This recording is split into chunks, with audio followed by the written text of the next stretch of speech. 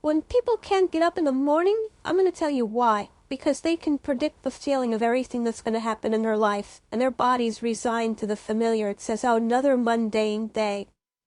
But remember when you were a kid and you were going on a field trip? What happened then? You were up and dressed and ready to go before your parents were up, because you knew something unexpected was going to happen. That's how we should live our lives, waking up with the understanding to expect the unexpected, and something unusual should happen in our life as a result of our efforts. We create what we focus on. Where focus goes, energy flows, but most people are focusing on what they have to do, not what they can do. Focusing on what is versus what they're here to create. What makes you a leader is you see things as they are, but then you see it better than it is, and you make it the way you see it. You come up with that vision and make it out. The desire is strong, but the dedication is weak. Desire is what you feel, but dedication will always expose what's real. Dedication will always expose what's real. Desire doesn't create lasting change. Dedication does. So my question to you right now is, how dedicated are you? I mean, I'm dedicated. How dedicated are you? Are you dedicated past the level of your support? So if people don't support you, are you still dedicated to it? Are you dedicated past the level of your recognition? If people don't recognize you or give you validation, are you still dedicated to it? Most people give up on their dreams when they don't get those things. Instead of going backward, instead of decaying, get stronger. Get better, grow and learn and develop and live. Live in defiance of the weakness and in rebellion against the decay. Fight them as they creep in with their offers of instant gratification and immediate rewards. Fight them for every inch they try to take. Do not surrender any ground ever. Hold the line. Because what you're going to discover as you're going towards your dream, as you're going towards your goal, there are going to be so many people that come up against you, so many obstacles, so many trials, so many tribulations. People ask me, E.T., like for real, D, I know they give me 20 things that you got to help yourself to become successful. But E.T., I just need like one or two. Can you give me one or two? And one of the things I tell people is, I outlasted the Bay.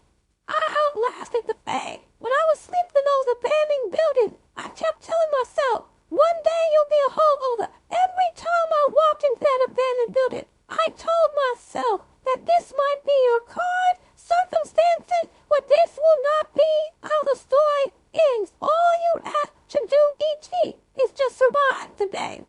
As a whatever you want to be, you've got to get so good at that thing that when people see you do it, you make them experience the most potent human emotion, and that is awe.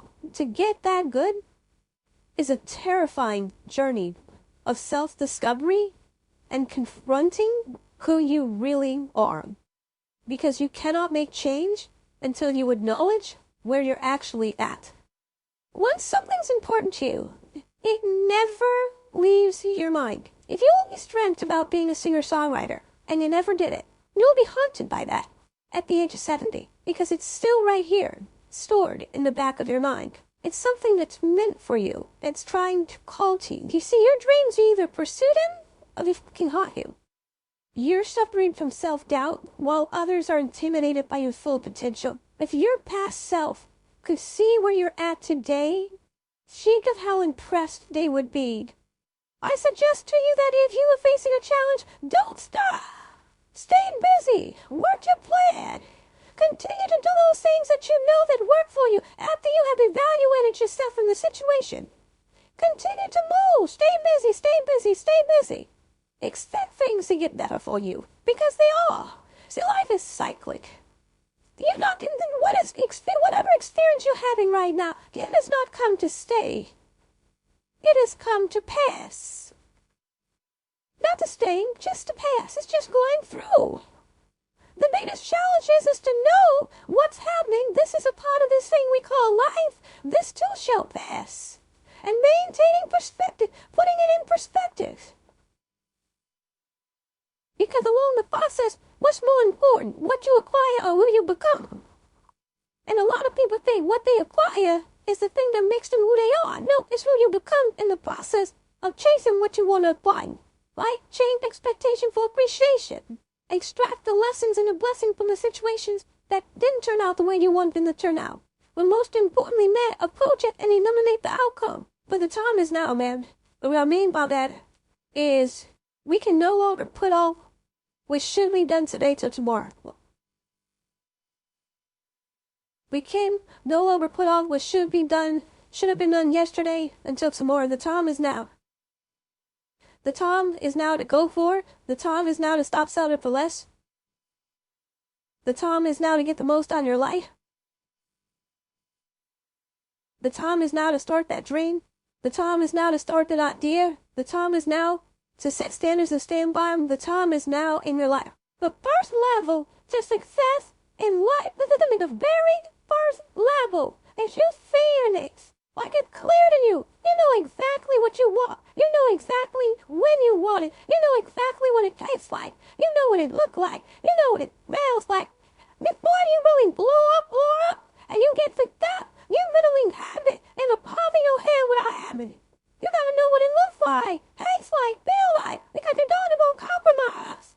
Start planning and preparing for what it is that you want, because you expect to get it. If you want to come out here and meet your goals and make your dreams come true, you don't want to do it by dragging and doing it casually, no. You want to begin to put out more energy and more effort than ever before. You got to become unstoppable, because there'll be many things to turn you around. You've got to think constantly on why you're doing it. What are the rewards? What's there for you across the goal lines? What are the things that'll make it worth it for you?